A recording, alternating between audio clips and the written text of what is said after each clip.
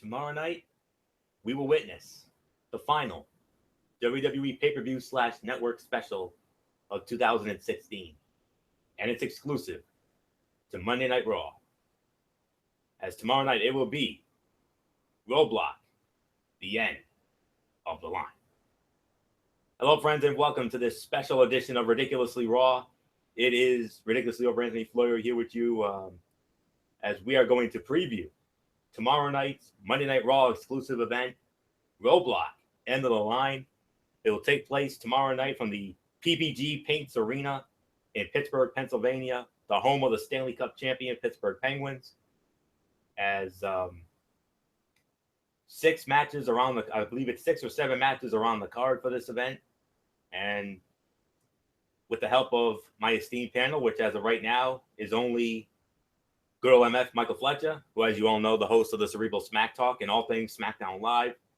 We are going to preview this event. We should be expecting the Phenom Michael Bullock. He should be coming in a short or so. He's got plans like he always does. So hopefully by the end of this preview, he'll be in. Or if not, then we'll see him for the recap tomorrow night. Although I talked to him earlier, he said he would be on the show. So hopefully that's still a promise. So with that being said, let's dive on in. Man, I cannot believe we're already at the final event of the year. I mean, unreal. I mean, it seems like just yesterday we were starting a whole new year of pay-per-view action, and here we go.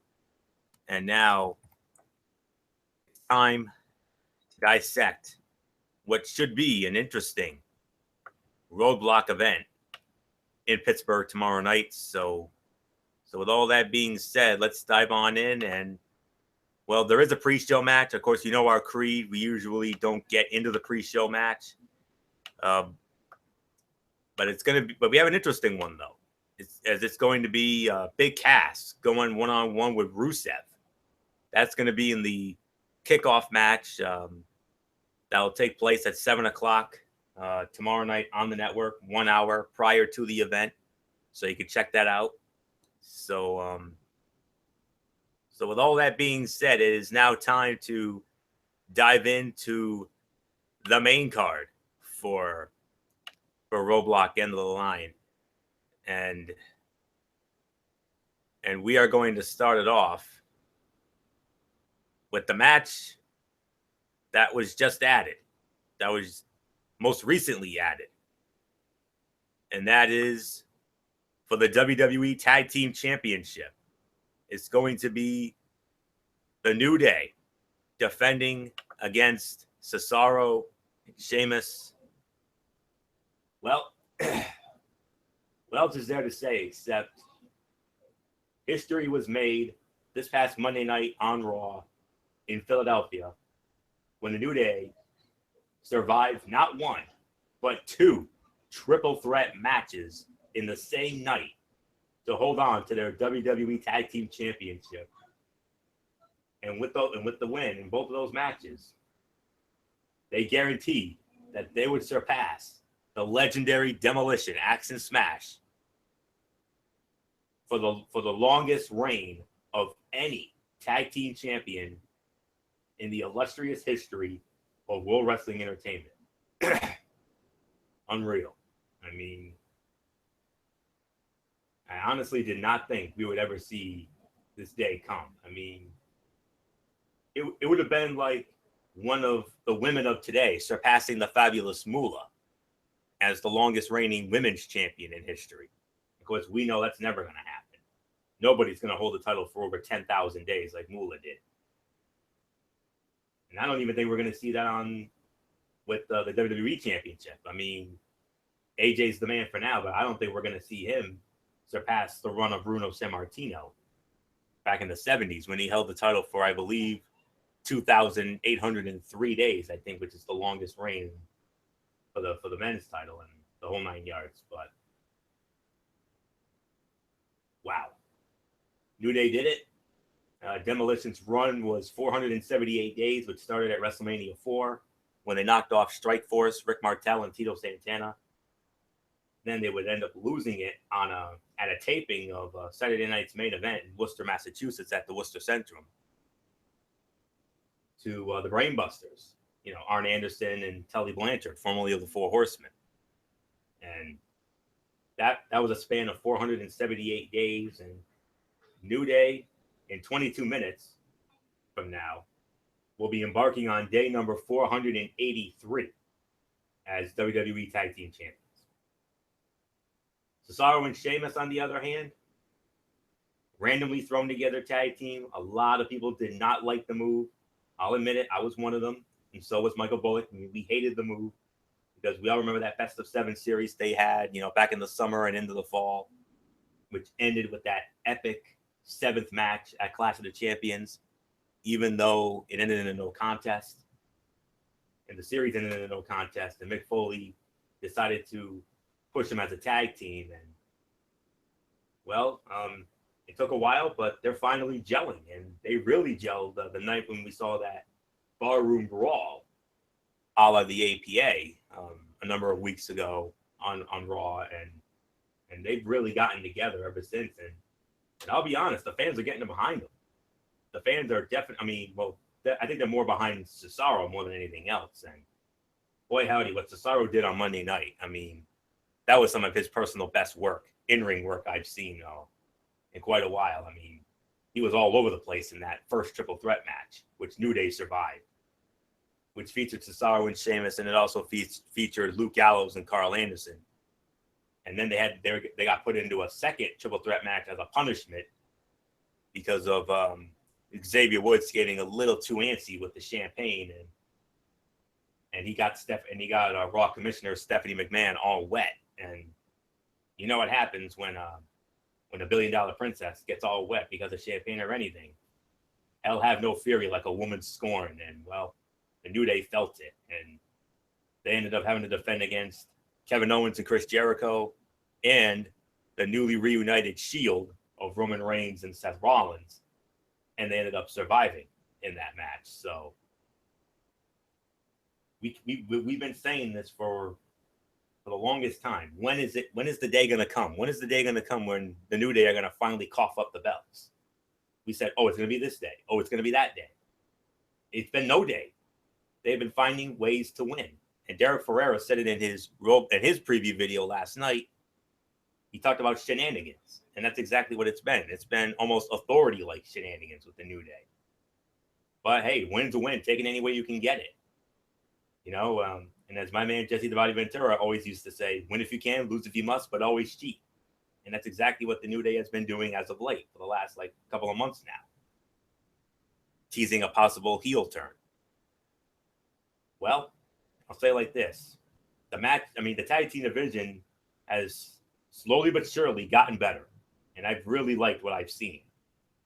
Monday night was all about the tag team division and all about the tag team championship. For the first time in a very long time, those belts felt prestigious to me. And it meant both of those matches were really good, but I thought the second one was just a smidge better than the first one. Those were the top 2 fights of the night, last Monday night on Raw.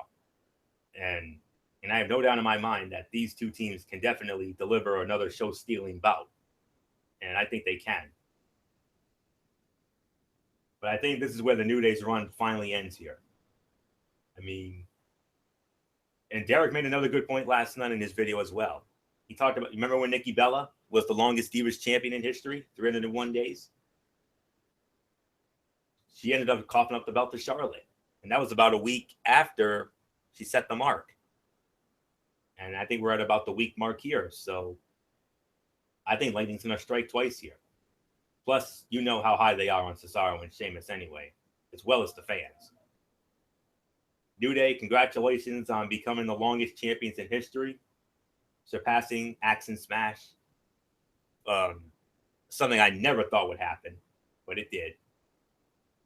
You are the record holders. No one's ever going to take that away from you.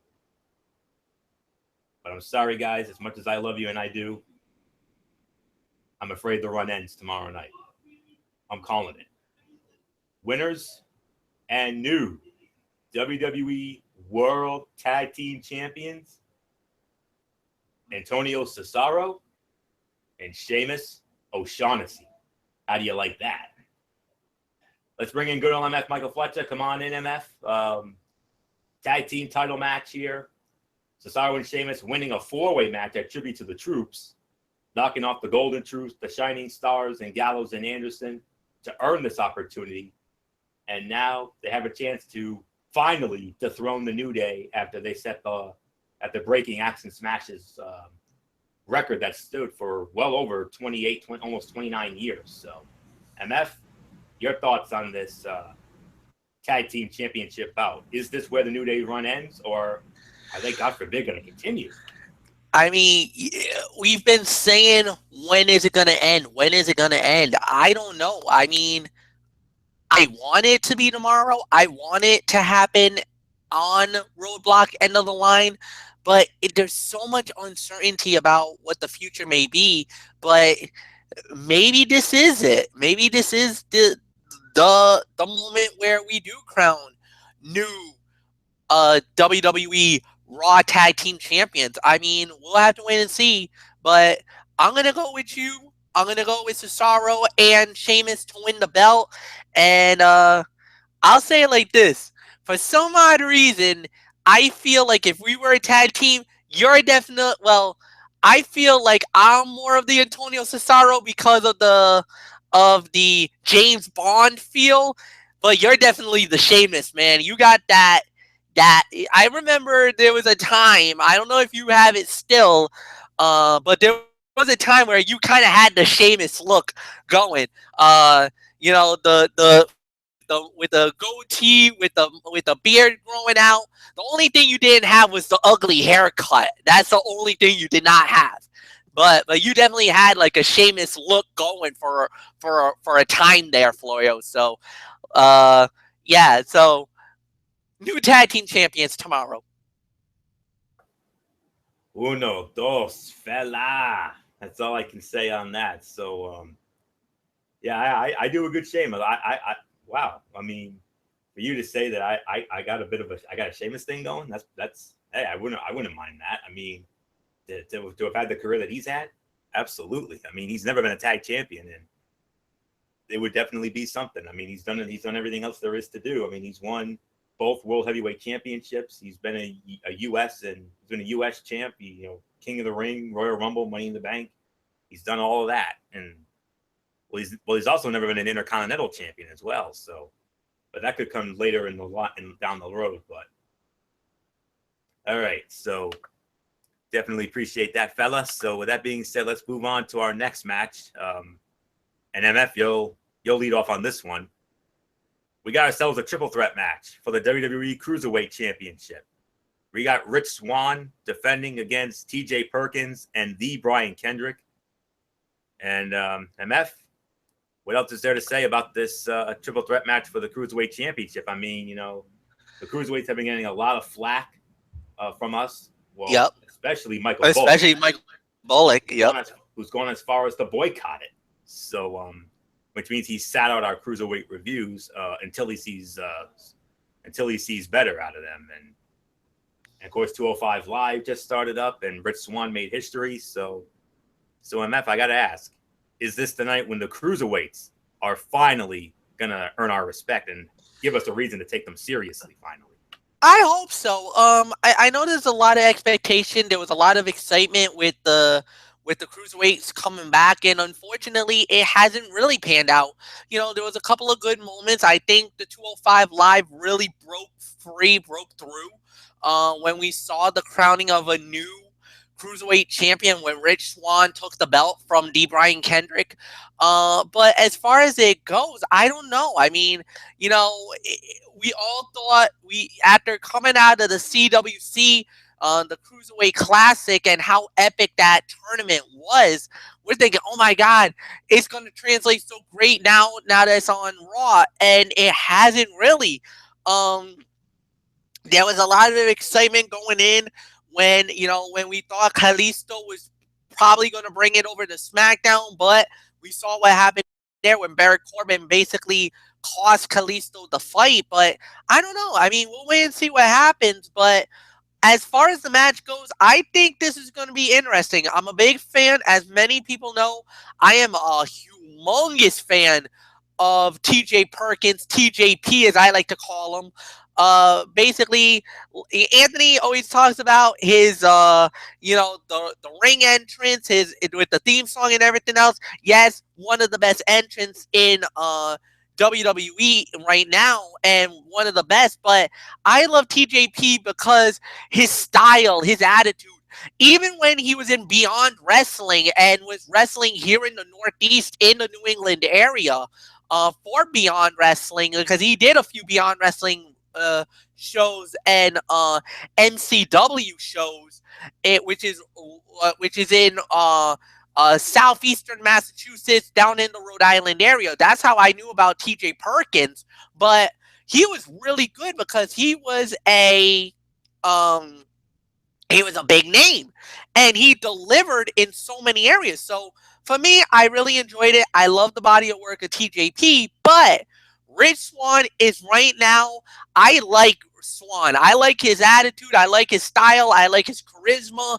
He's worthy of being the cruiserweight champion of the world. And I think just because of the fact, I think it's so new right now, just because he won the belt at 205 Live, I think it would be a major disservice to take the belt off him this quickly. So I think Rich Swann will win this. This will be an entertaining match. I don't know if it's going to be top fight of the night, but I think it'll be good enough to be, top 3, top 4, at least in my eyes.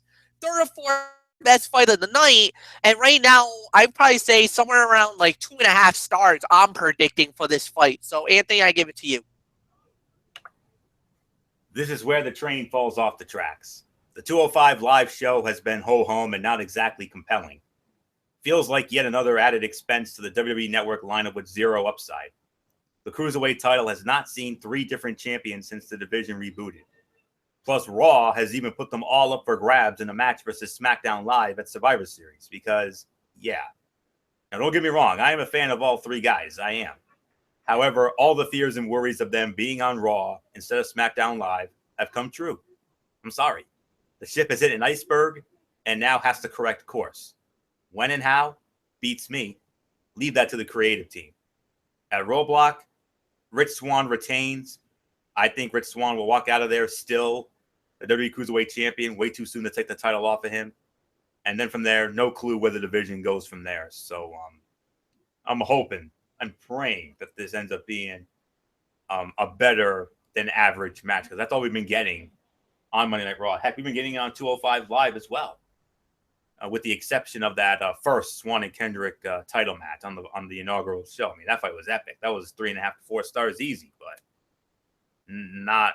I haven't seen anything. I haven't seen any better since. So that's all there is to say about that. So prove me wrong, guys. I'm rooting for this because, I, like so many others, I fell in love with the Cruiserweight Classic. I mean, that thing was epic. I mean, TJ Perkins may have won it, but if I'm going to be real honest with you, Kota Ibushi was the MVP of that thing. I don't care what anybody says. You want to debate me on that? Debate me on that, because Kota Ibushi was the one who was putting on 5-star matches with just about everybody. So even TJ Perkins, which was the fight of the tournament. So that's all there is to say on that. So the rating, I could sort of see it in that being a 2.5 star fight, but I honestly want to see better though. I want to see 3.5 to 4. That's what that's what those guys are capable of. So, but nonetheless, I got Rich Swann retaining. He'll still be the Cruiserweight champion. So that's it. Let's just move on to our next match, and it's going to be a one-on-one match. Sami Zayn going one-on-one with Braun Strowman.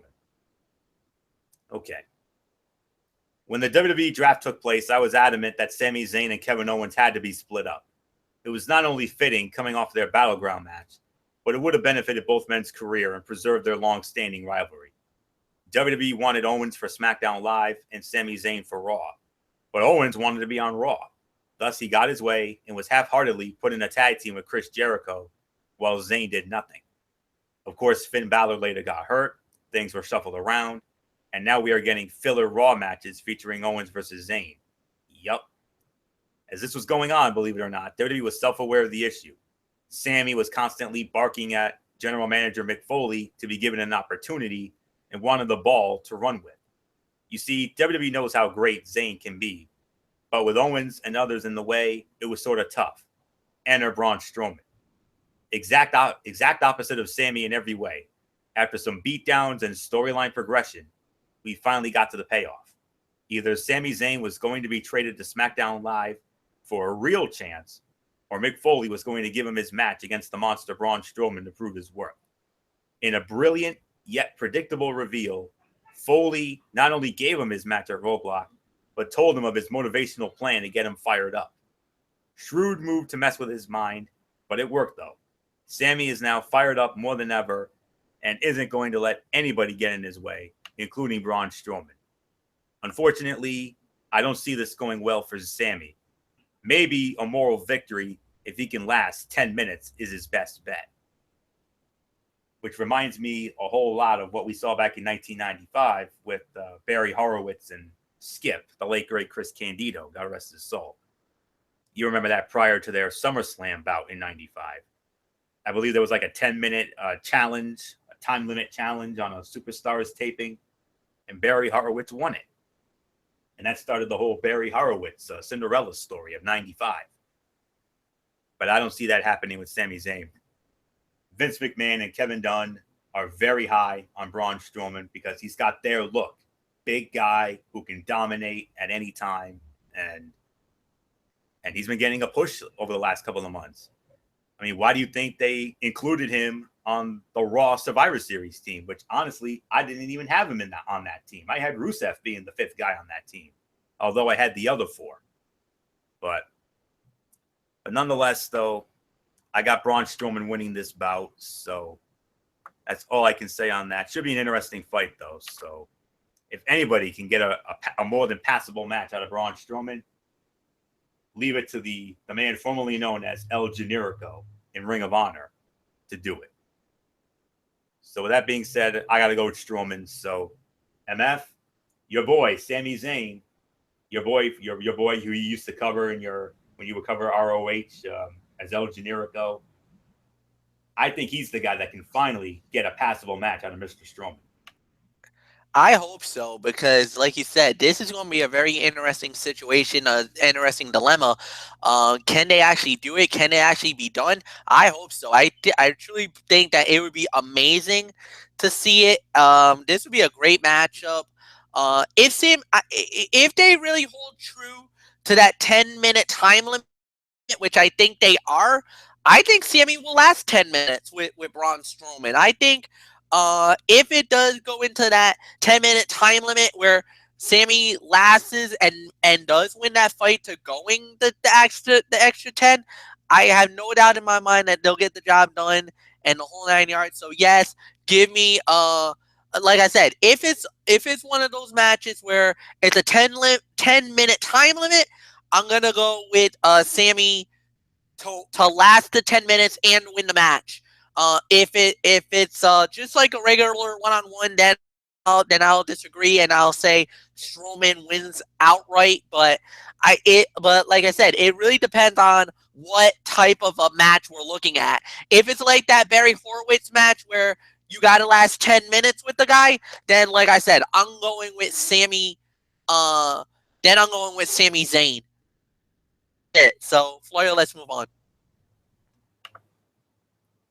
And now we get into a triple main event. We got 3 big main events on this show. And we're going to start with the singles match first. And that is Seth Rollins.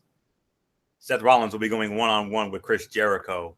So, MF, I mean, we know these two guys are capable of putting on a great match. And, of course, there is a possibility we could see some interference here. So MF, Seth Rollins, Chris Jericho, interesting match. Definitely one of the top fights of the night for sure. I mean, how do you see this one panning out?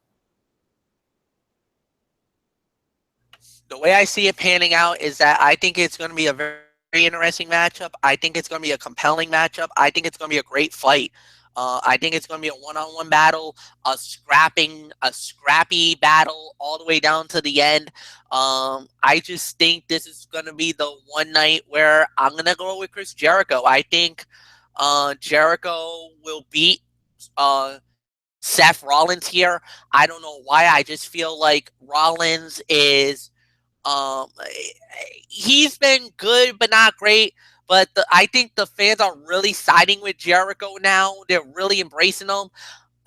I would not be surprised if we see a double turn here. Jericho turning face, Rollins going back to the heel. I don't know. I just feel it has the feeling for it, but I'm going to go with Jericho because I think they're going to want to keep Jericho as that tricky heel where he's going to pull something out, a rabbit out of his you know what. So I'm going to go with Jericho for the victory. Florio, it's yours. Yeah, I mean, interesting scenario there, MF, but let me just say it like this. Didn't we just get this match on Raw a few weeks ago? That was my thought when this was announced for Roadblock, although it was advertised on the arena's website. Unlike Sasha Banks and Charlotte, these repeats don't do a whole lot for me. Seth Rollins has been struggling with the face turn. So why is he going up against a heel who gets cheered and has the list, which is seemingly popular? Doesn't really add up. Rollins did a nice job explaining it all on Raw, getting rid of Jericho to have a fair shot at the title. However, it sounded like junk to me. Rollins has lost countless championship opportunities since July. That is not on Jericho. That is on Rollins. Luckily, Triple H will be back soon, I assume. That should help immensely with the Rollins face turn. Those two are going to square off in 2017 on pay-per-view. My hope is we get more than a one-off from Triple H. It was kind of cool to have him back from January to April of this year, even back in 2014 when he wrestled at multiple events by himself and with the reunited Evolution. Nothing full-time, obvious, but something a tad bit more would be nice. Think back to 2005 before he took time off. It was not just a clean loss to Batista and a goodbye. It was a loss to Batista, another loss to Batista, and then one more loss to Batista in a huge gimmick match, Hell in a Cell. After that, he went away for a while. As for Chris Jericho, it is interesting. Reports are suggesting he is finishing up with WWE at the end of the year and will not be a part of WrestleMania 33 in Orlando. Pretty strange he would spend all year with the company and go into early 2017 not appearing at the biggest event of the year.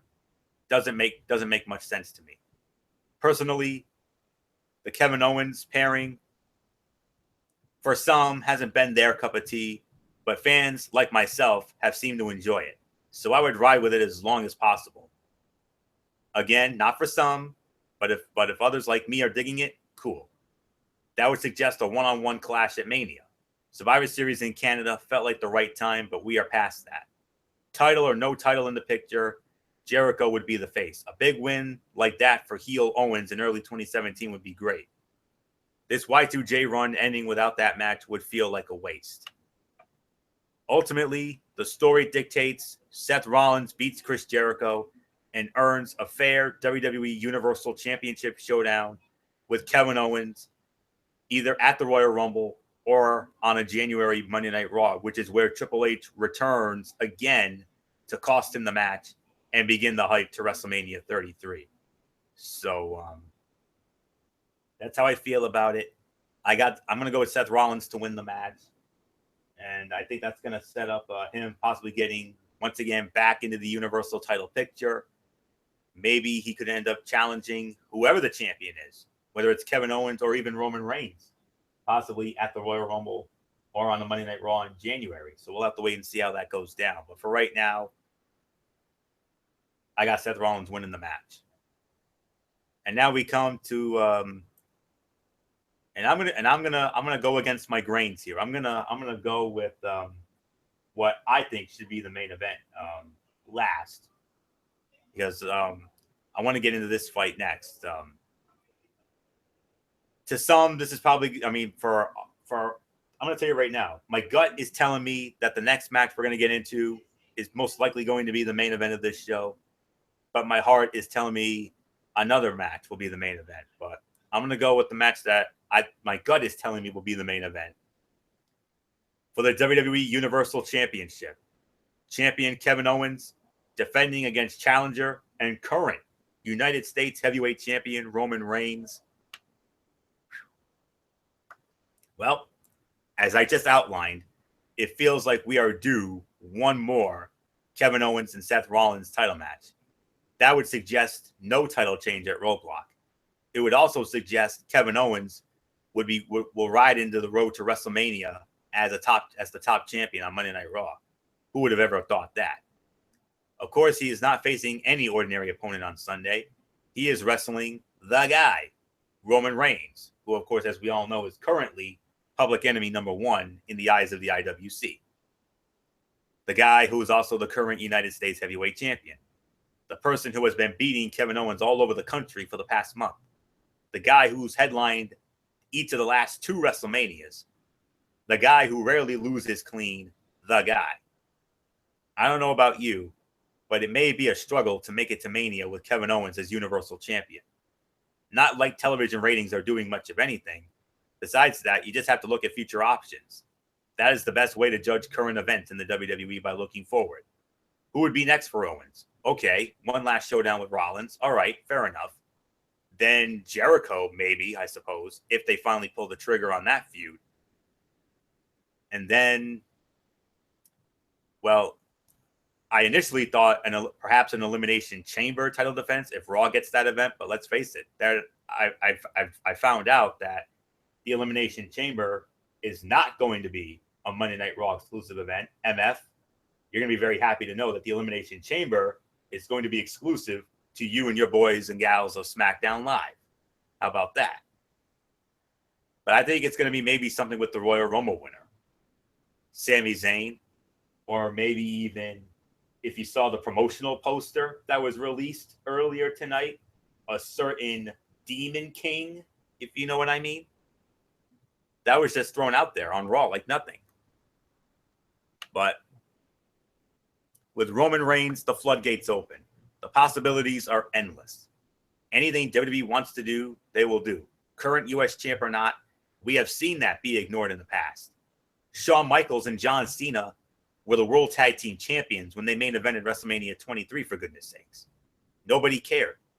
Cena also had the United States Championship as he geared up to battle JBL for the WWE Championship at WrestleMania 21. He lost it during the build-up, but my point remains. Don't think the United States Heavyweight Championship is going to stop any future plans with Roman Reigns. So why am I going with Kevin Owens to successfully defend the Universal Championship here?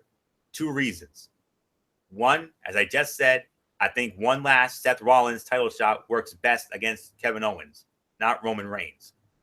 Triple H would not help Roman Reigns, but he would help Kevin Owens. Look for that next month, either at the Royal Rumble or on Monday Night Raw. And since the moment Finn Balor went down with injury at SummerSlam and had to relinquish the Universal Championship the night after SummerSlam, I'm going to tell you this right now.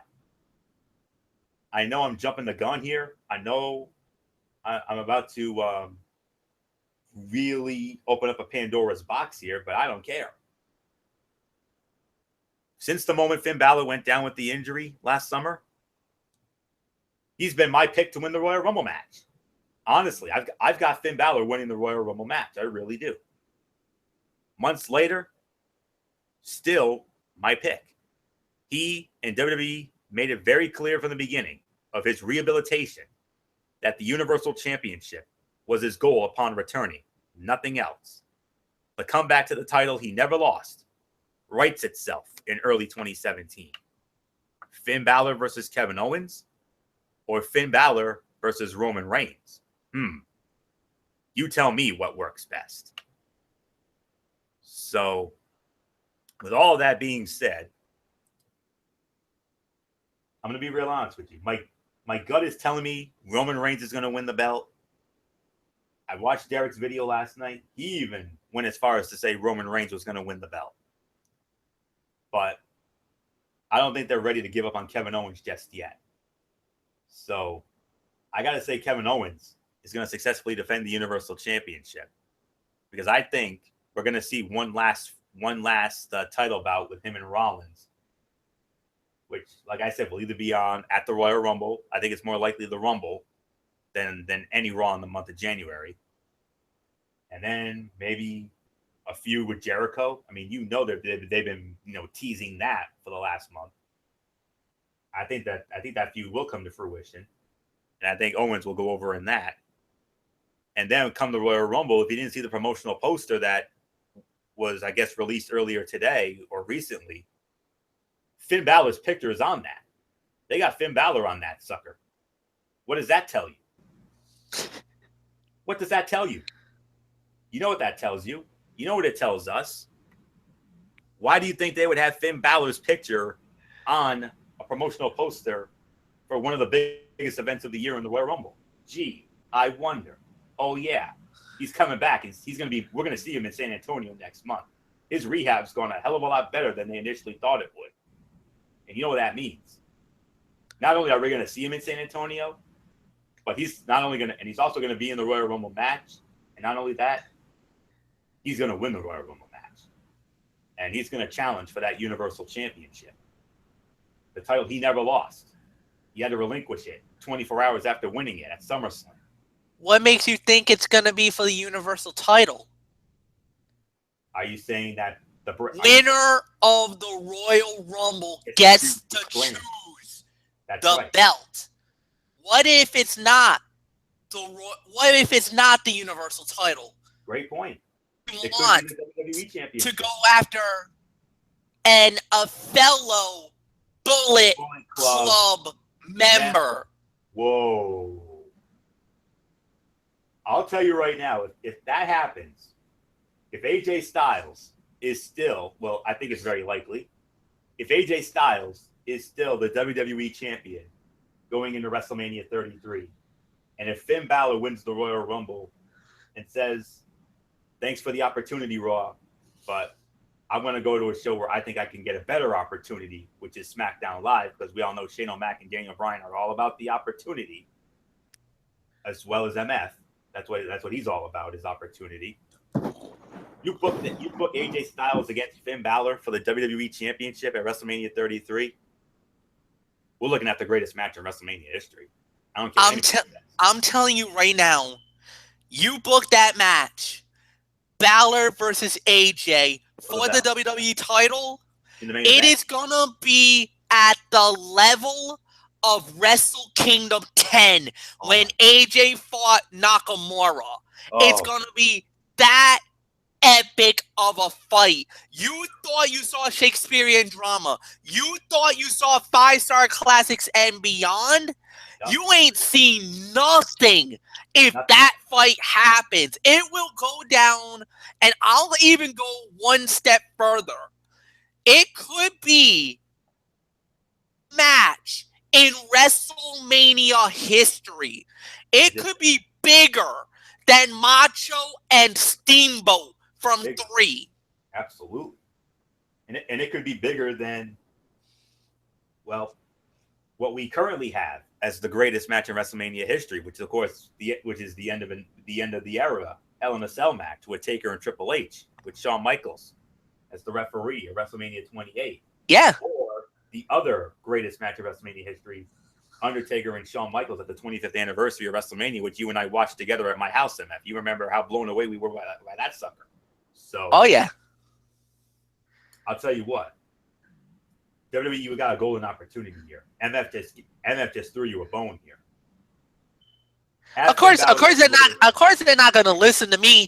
I mean, nobody really listens to my ideas. I mean, I just threw that out there because I was thinking, wait a minute, Royal Rumble winner can choose either any belt he wishes. That is true. So that's the one thing. Everybody's thinking, oh, he's going to go back for the Universal title. Okay. Granted, if you're going to do Universal title, then obviously my prediction is Kevin Owens, because Owens was the one, he was the beneficiary of the fact that the belt got held up. Absolutely. Because of Triple H helping Owens became the champion. He took the belt off Balor, and because Balor had to forfeit the belt. So of course, you got the first Universal Champion versus the second ever Universal Champion. That would be another great match. That's another great battle at WrestleMania. And no doubt about it, it's going to be a great match. Maybe close to 5 stars. I don't think it will be 5 stars. But then again, Owens has been in how many 5-star classics already in WWE? At least 2 or 3 that I could remember. Yeah, So yeah, the Cena fights in 2015. I mean, I think all 3 of those matches with John Cena were 5-star classics. yeah, so I mean, he can definitely pull a 5-star classic. And with Balor, he's just scratching the surface. You haven't seen Balor yet. I mean, trust me, I saw Balor in New Japan when he fought against, I think it was Asati Kaino, and that was for the IWGP title, and that was a 4.5 to 5-star classic fight. I mean, it was unbelievable what that fight was, and he had and actually he fought. I think he fought Kota Ibushi in a match, and that was almost a 5-star classic. So I mean, Ballard is made moments, and to think about it, the Demon himself, the Demon King, in the backdrop of the Citrus Bowl at WrestleMania at night. Oh my God! Are you already getting the thought of that? Yeah, I'm already getting the thought of it. The sadistic mind of Balor.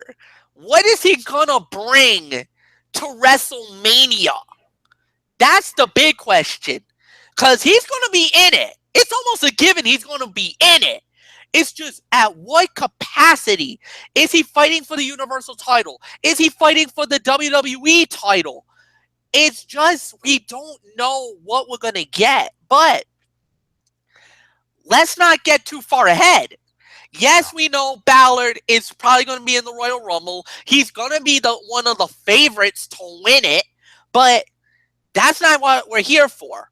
We're here to focus about the Universal title, and that's Roman Reigns versus Kevin Owens. To me, I'm going to go with Kevin Owens. That's my prediction. I'm going to say Owens keeps the belt. I know you say there's this heart versus head decision. No. There ain't no heart or head decision. They're both saying the same thing. Kevin Owens successfully defends the title, dismantles and dismisses Roman Reigns once and for all. Kevin Owens will remain the undisputed Universal Champion. And it's definitely going to be one of the top fights of the night for sure. Oh, no doubt about that. I agree with that.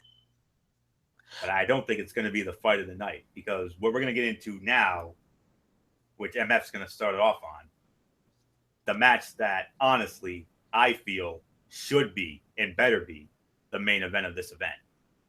And I think based on the stipulation that we have for this, I think it should be the main event. I don't care what anybody says. For the Raw Women's Championship, Sasha Banks defending against challenger and former 3-time champion Charlotte Flair in a 30-minute Iron Woman match. It's only the second time we've seen the ladies compete in a 30-minute Iron Woman match. It was Sasha Banks against Bayley for the NXT Women's Championship last October at NXT TakeOver Respect, which Bayley won, I believe, 3 falls to 2. For those who may not be familiar with an Iron Woman match or Iron Man match, whatever you want to call it,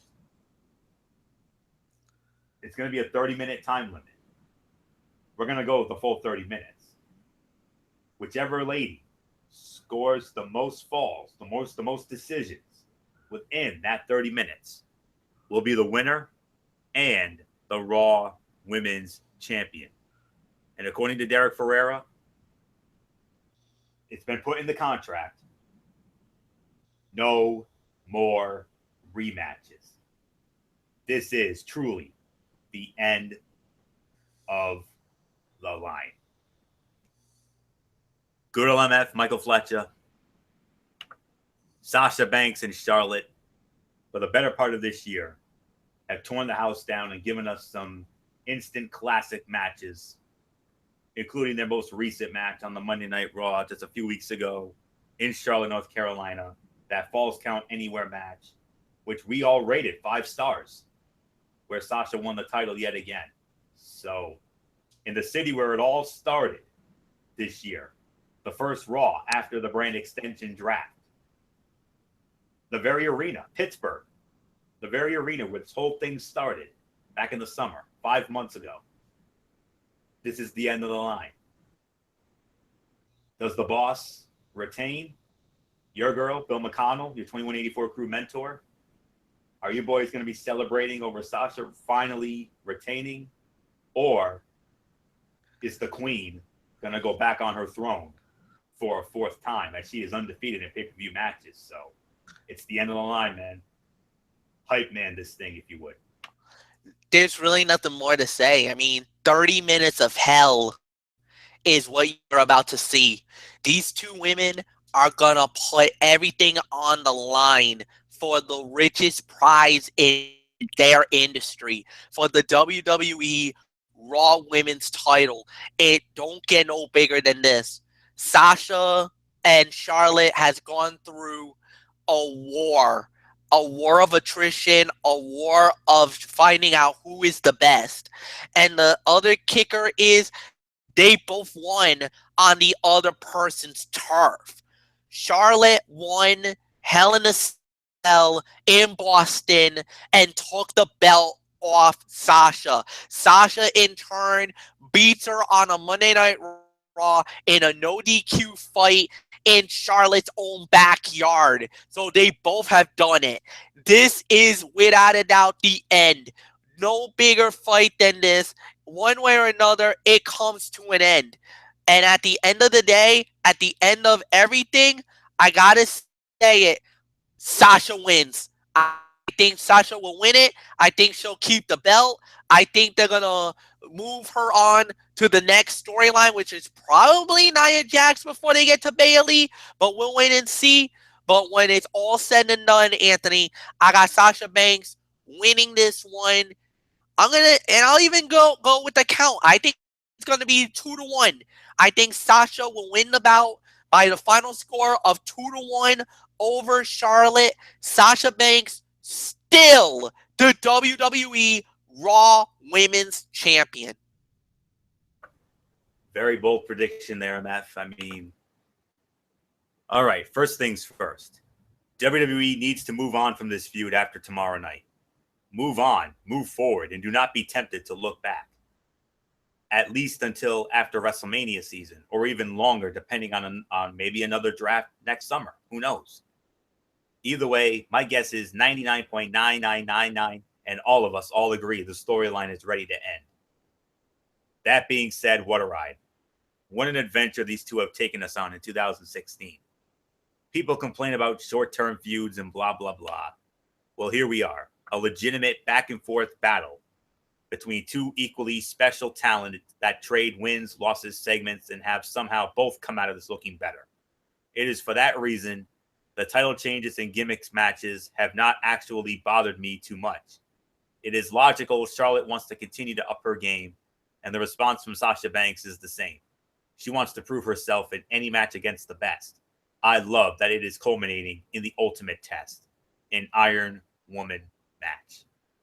Main events on Raw, pay-per-view headliner, and now one last bout to see who is the victor. Credit to the company for, again, putting them in a position to legitimately headline an event. I agree with you, MF. My pick is Sasha Banks, and I think a heel turn fairly soon to wrestle the beloved Bayley at WrestleMania 33 in Orlando. Derek Ferreira talked about that scenario last night, and I'm going to get into that scenario. and believe it is the direction to go in. Miss Charlotte Flair can do something with Ronda Rousey or Dana Brooke or whoever. Whatever she is involved with will be given a spotlight regardless, so she does not really need the championship. Positive thoughts aside, my two fears for Roadblock are this.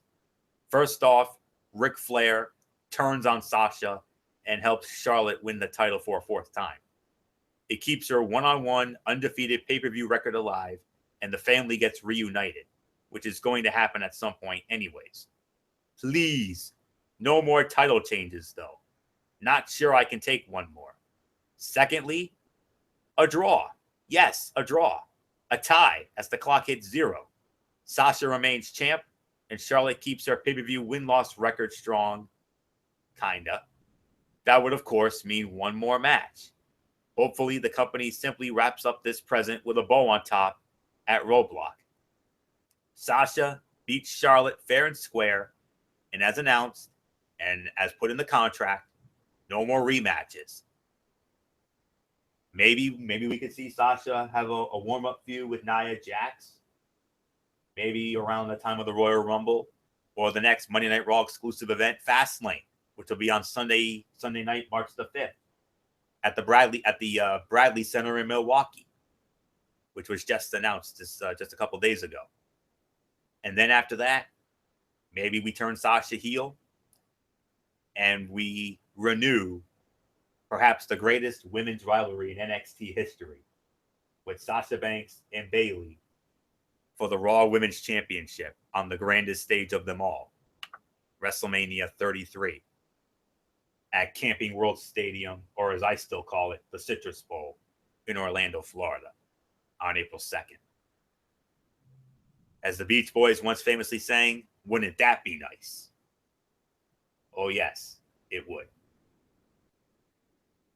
As much as my gut is telling me to go with Charlotte to win the title again and have her pay-per-view undefeated streak continue,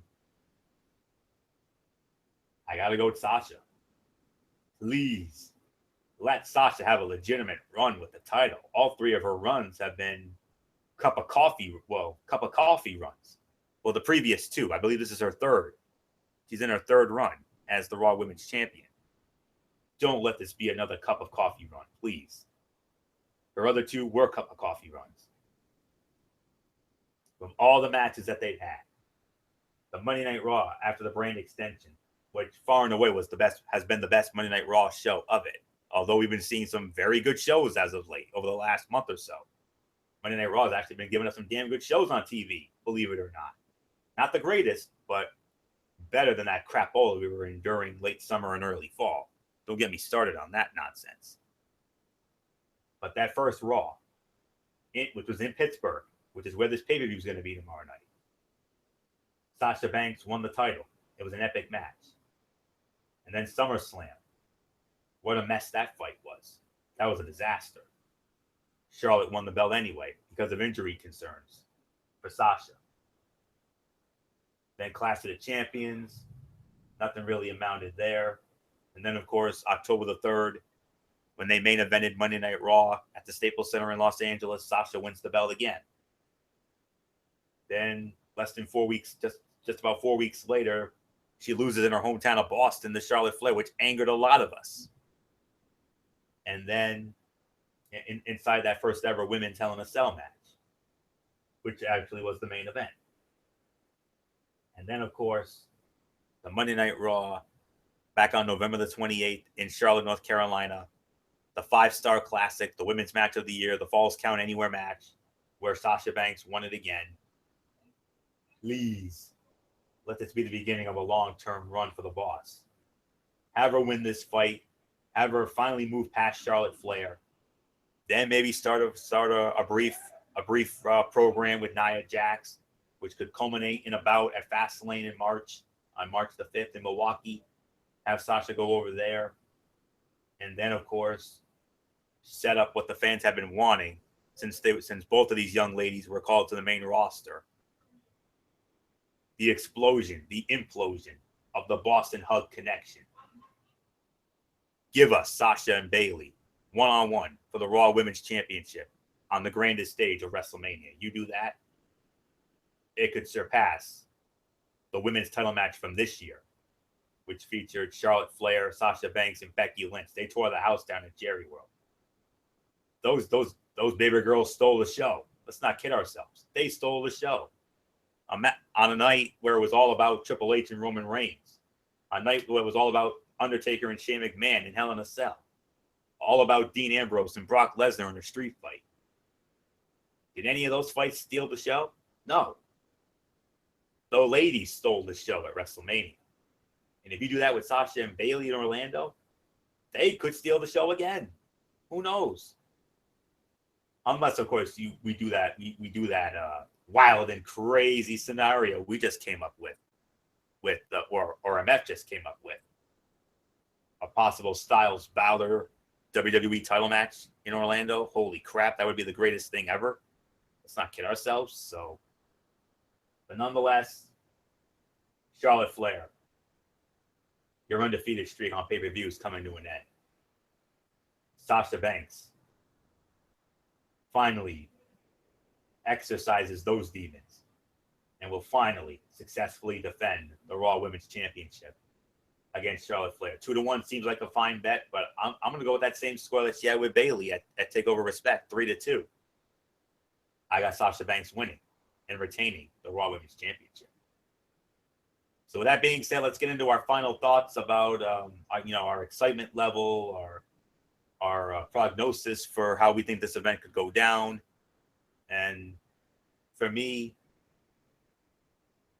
I think it's looking like maybe possibly a 7.5 to 8 out of 10, if I'm going to be real honest. I mean, the Iron Woman match, that to me is going to be the show stealer right there. Derek Ferrera even said it. He thinks it's going to be a 4.5 stars. He doesn't think it's going to be 5. I beg to differ. I think it will be 5 stars. I think this could even be better than than that Falls Count Anywhere bout they had on Raw a few weeks back. You got the potential for a very good Universal Championship match, Kevin Owens against Roman Reigns, which I think could be something really good. Of course, Rollins and Jericho, we know what they're capable of. I think we can get a very good match out of those two. The Cruiserweights, God forbid, I am hoping they give us something better with them. I hope tomorrow night is that first step. And then you've got a potential, you got a special moment for the tag team titles. Cesaro and Sheamus against the New Day. I think that could be where New Day's run will finally end. And then Sami Zayn, how will he fare? Can he last 10 minutes with Braun Strowman? We'll see about that. And then a halfway decent pre-show fight with Big Cass going up against Rusev. A lot to be answered for. Monday Night Raw has been doing some very good things over the last month or so. I got a good feeling that run's going to continue here. I hope it does. As a Monday Night Raw guy, as a man who I can honestly say will forever and ever, amen, until the day I die, I will roll with that Monday Night Raw red, no matter what. I'm loyal to Monday Night Raw, and at first they were making me pay for that by giving me and our panel here shows for a good stretch. But over pretty much since right around Survivor Series or so, they have been giving us, the shows we've been getting have been so much better and so fairly better and so much more entertaining. Don't end it here don't give us a back to reality show right here. We want to see another damn good show. And I got a feeling based on the card that we have and the body of work that we could get, if they book it the way I hope they do, this could end up being one of the shows of the year. So that being said, I'm giving it between 7.5 to 8 out of 10. I hope it's higher. I hope it's better than that. So we'll have to wait and see. But my excitement level, thumbs up for this event tomorrow night. Good old MF Michael Fletcher, Mr. SmackDown Live. You put on a fairly decent show a couple of weeks ago with TLC in Dallas. Can Monday Night Raw top you boys tomorrow night in Pitt? They can. I hope that that they'll be able to deliver and nail one out of the ballpark, no doubt about it. My thing is that I truly believe in my mind or in my heart that I truly believe that they could deliver it, and you know we'll wait and see what happens. But I'll say this: at the end of the day, I'm gonna give this about 7.5 is my rating going into the show. I hope that they do deliver it. I hope it does prove to be a great show for them. We'll just have to wait and see what happens. So yeah, 7.5 is my rating for it, and no, that's it. So Anthony, let's just wrap it up. Unfortunately, the phenom Michael Bullock, I guess, could not make it. So we will have to wait until tomorrow night to get his thoughts. But of course, we'll have him with us for the recap, and that will do it for this special edition of Ridiculously Raw, as we just previewed the WWE Roadblock End of the Line event. We want to thank you all so very much for tuning in. Of course, you know what that means. Now we move on. Tomorrow night, 11:30, we are going to recap WWE Roadblock End of the Line. Although I'm going to be real honest, I kind of want to start the show following the pay-per-view, but I'm only pushing it back to 11:30 to accommodate MF. So he requested it, and I don't want to go against it. Actually, you don't really need, because to be honest, I'm gonna be working till 11 o'clock, so there's really gonna be no need for me to. I'm gonna miss the entire show anyway. So, yeah. So you're free to do it at 11. I'm just gonna have to miss the show. Okay, so change of plans. So we'll do it immediately following Roadblock End of the Line tomorrow night. I'll be here. The Phenom Michael Bullock will be here. Maybe we'll have Dee Woodson, the Twisted Angel and First Lady of the Wrestling Forum. Maybe she'll be with us, hopefully. Unfortunately, good old MF Michael Fletcher will not be with us. I was hoping he would be, but we'll see him Monday night for Ridiculously Raw. So here's how it goes down. Tomorrow night, following the event, we will have our recap of the event, our likes, our dislikes, what have you. We'll dissect every nook and cranny of Roadblock Into the Line, and then Monday night, join us again for Ridiculously Raw, as we will have all the fallout from Roadblock on Monday Night Raw. Maybe we could end up starting the road to the Royal Rumble, perhaps. Let's hope so. I would love to see that. And then Tuesday night, 10:30, at 10 or 10:30, I should say, over on MF's channel, Brace Fan 95. Of course, another edition of the Cerebral Smack Talk. We'll review SmackDown Live. Oh, and of course, don't forget, I'll also review 205 Live and Impact Wrestling as part of my Tony's take on Ridiculously Raw, as always. And on Smack Talk, of course, we'll have the SmackDown Live recap, and then MF will do his Mikey's Mindset on ROH, Lucha Underground, maybe some other things if he has anything. I don't know. We'll see. And then Friday night, NFL Friday, we'll preview all the games for Week 16. We'll recap the Giants and Eagles Thursday night game, and we'll get into the remaining games of Week 16. As a lot of these games are going to be on next Saturday for Christmas Eve, so some stocking stuffers, if you will. And then maybe the Christmas games, and then Monday night as well, and then our power rankings. So, and there you go. So, our final pay-per-view preview show of the year.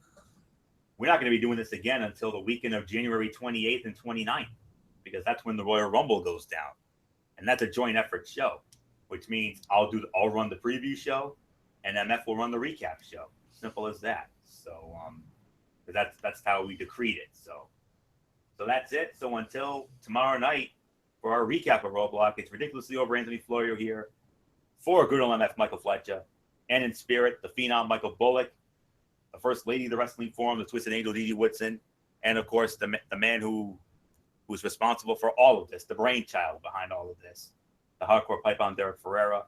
You know the routine, everybody. Thumbs up. Talk to you later. Yeah, throw it up Fortune 4 style. Bye for now, my friends. God bless. Be good to each other. Have a blessed Sunday. Enjoy all the NFL action. Enjoy Roadblock. And until our recap tomorrow night, you were watching this special edition of Ridiculously Raw, the preview of Roadblock End of the Line. And remember, the right here on the Tone 25 on YouTube.com. And remember, no matter what anyone tells you, wrestling is indeed actually real. Good night, everybody.